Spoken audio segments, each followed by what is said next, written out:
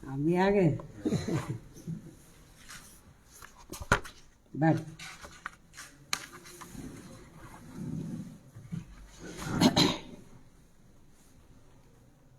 जैसा कि ये विदित है कि देश में कल यूपी सहित 5 राज्यों में विधानसभा के आम चुनाव घोषित हो चुके हैं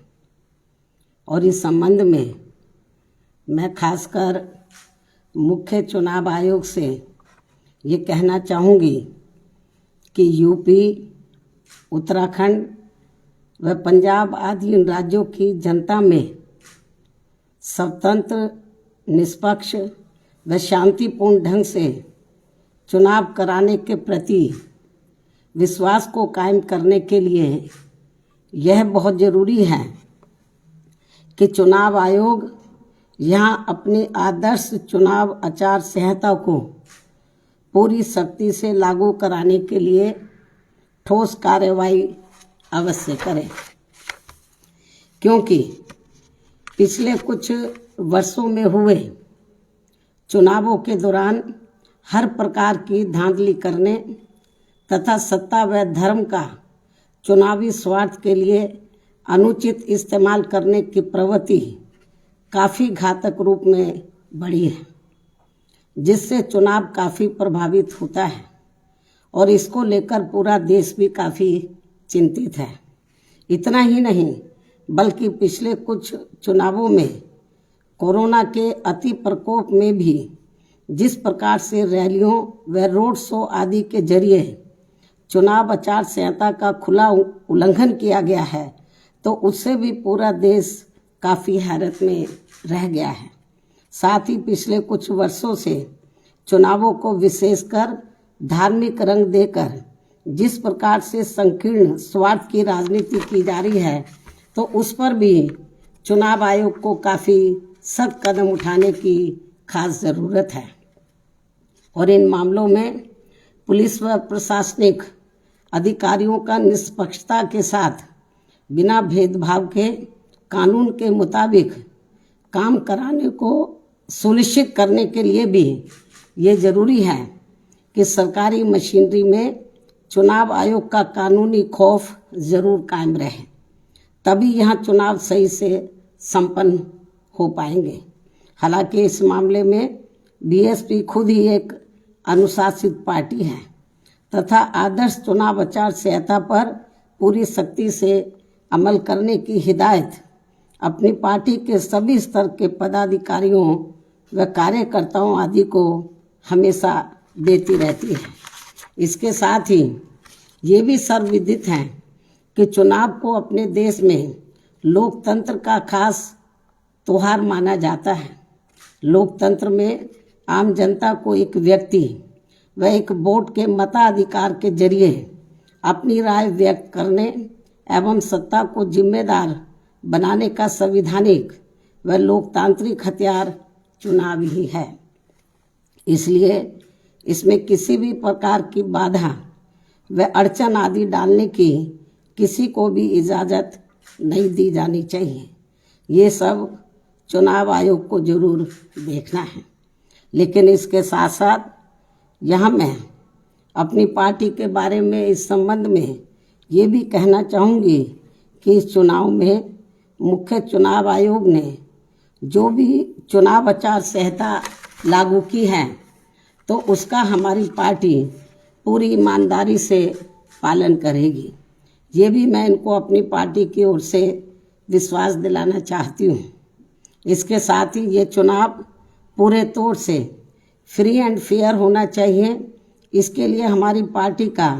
चुनाव आयोग से विशेष अनुरोध भी है, खासकर दलित व अन्य कमज़ोर वर्गों के लोग अति संवेदनशील पोलिंग बूथों पर अपना वोट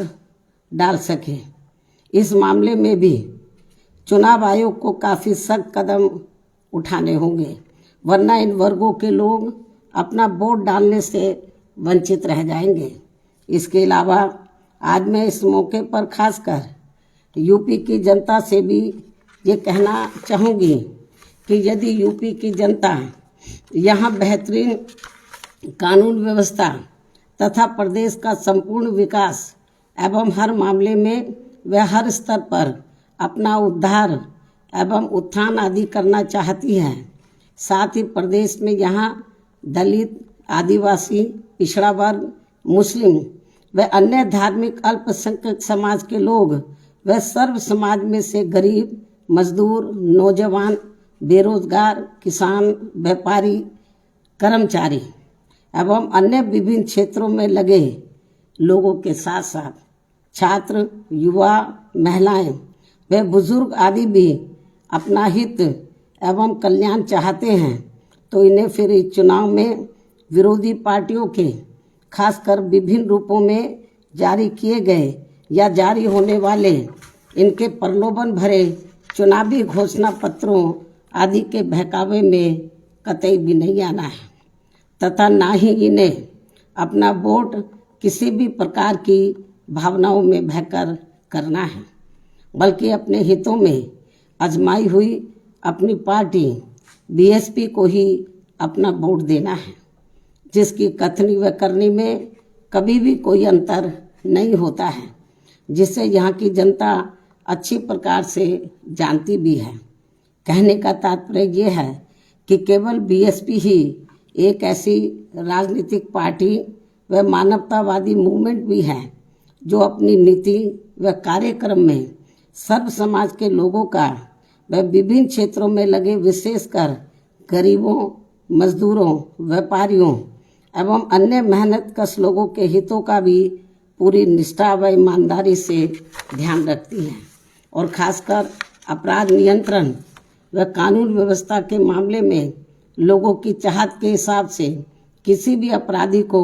अपनी पार्टी की सरकार छोड़ती नहीं है। यानी कि हमारी पार्टी की सरकार छोड़ती नहीं है, चाहे कोई बीएसपी पार्टी से जुड़ा हुआ ही क्यों ना हो। इसलिए बीएसपी के राज में कानून द्वारा कानून का राज चलता रहा है, जिसका मुकाबला अभी तक यहाँ किसी भी पार्टी की सरकार नहीं कर पाई है। जबकि दूसरी पार्टियों की रही सरकारों में हर सरकार अपनी पार्टी के आपराधिक तत्वों को बचाती है और केवल दूसरों के खिलाफ ही पक्षपातपूर्ण कार्रवाई करती है। जैसा कि यूपी में वर्तमान बीजेपी की सरकार में भी हमें काफ़ी कुछ देखने को मिल रहा है, जिस कारण ही यहाँ अपराधियों का अभी भी जंगल राज चल रहा है और जनता बुरी तरह से त्रस्त है। हर जाति, हर वर्ग के लोग काफ़ी दुखी हैं और इस सरकार में खासकर अपर कास्ट समाज के जो एक तबके के लोग हैं वो तो सबसे ज़्यादा दुखी हैं, जिन्होंने पिछले चुनाव में बढ़ चढ़कर बीजेपी को अपना वोट दिया है। इसलिए ऐसे में इस बार चुनाव में यहाँ बीजेपी की सरकार अपनी इन सभी कमियों की वजह से जरूर सत्ता से बाहर हो जाएगी, बशर्ते यदि चुनाव में इन्होंने सरकारी मशीनरी का दुरुपयोग नहीं किया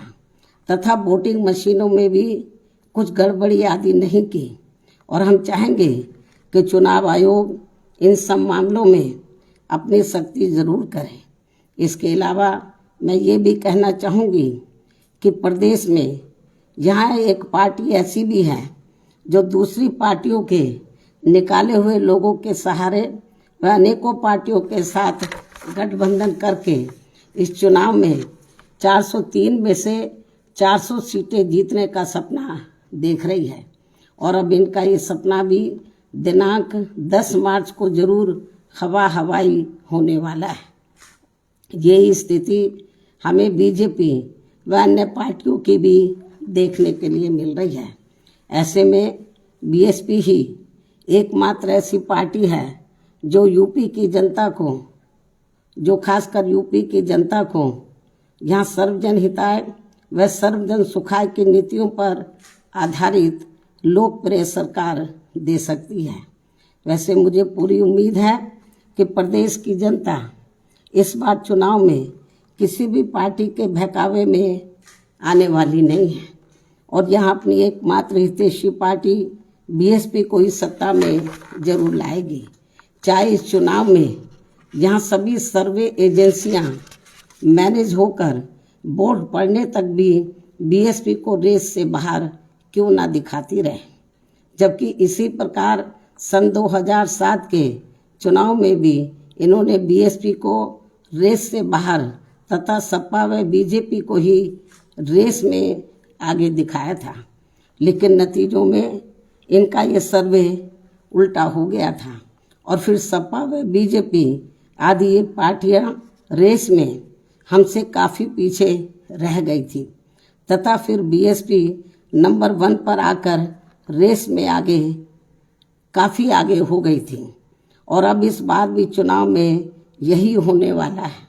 अर्थात सन 2007 की तरह ही इस बार बीएसपी रेस में नंबर 1 पर ही आगे रहेगी और अपनी फिर से यहाँ अकेले अपने बलबूते पर ही पूर्ण बहुमत की सरकार जरूर बनाएगी। ऐसा मुझे